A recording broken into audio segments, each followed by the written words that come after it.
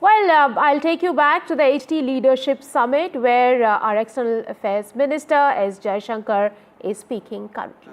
Political stability in India at a time when the world is actually undergoing a lot of political instability.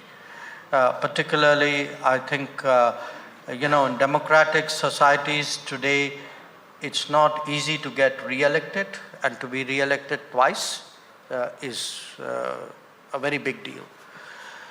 I think they also look at us economically. Again, the world's pretty challenging, to be in that 7-8% zone, and not just be in the zone as a one-off, but you have like decades ahead.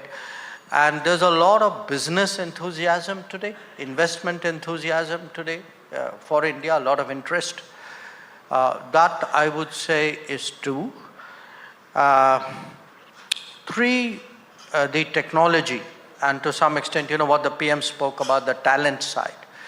The sense today that actually the world is poised to enter this era of AI, of chips, of space, of drones, and you're going to need countries and partners who are of relevance here.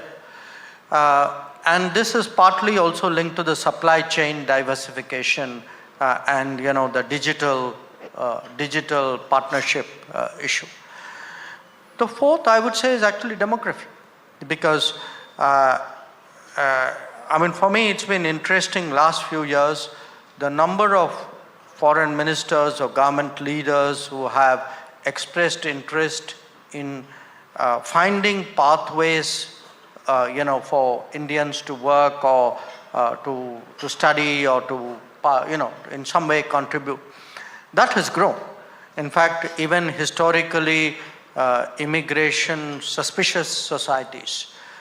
Today, I guess because of their own demographic challenges are looking at us very differently.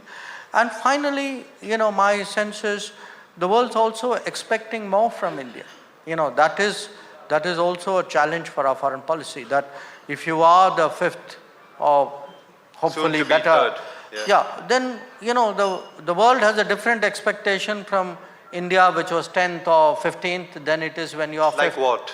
What would it expect? Well, it depends. I think today neighbors expect that in times of trouble we will stand by them. Beyond neighborhood, people expect in some way you would help.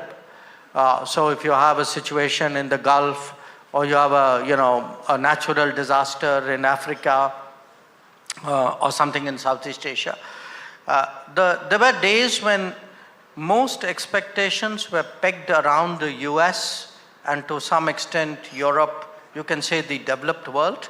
I think those have pared down because other changes are taking place in the world. And there is a search for more local or fraternity solutions. And there are a lot of expectations of India. It could be in a crisis, but it could also be in terms of development. People feel the world's very cognizant of what we have achieved digitally. So this idea, India is not just seen as tech working for other people. It's also an embrace of technology by Indian society and the improvements of governance which have taken place. There's a lot of interest in other parts of the world saying, we'd like to work with your companies or work with your government to figure out.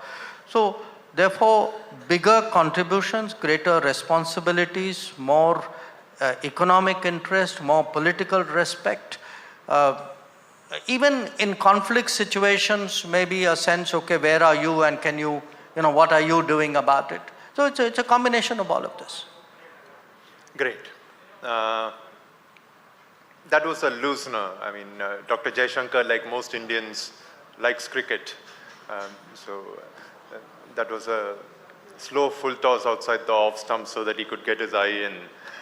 And now for the more meaty part of the discussion. The US election is over and Trump is won. Not only has he won, he's got the House, he's got the Senate, What does this election tell us about America, and how do you expect a new Republican administration to reshape the US? Well, I think the election tells us a lot about America. For starters, it tells us that the initial, the reasons why Trump won the first term, many of those concerns and priorities have actually intensified in these years. They have not gone away.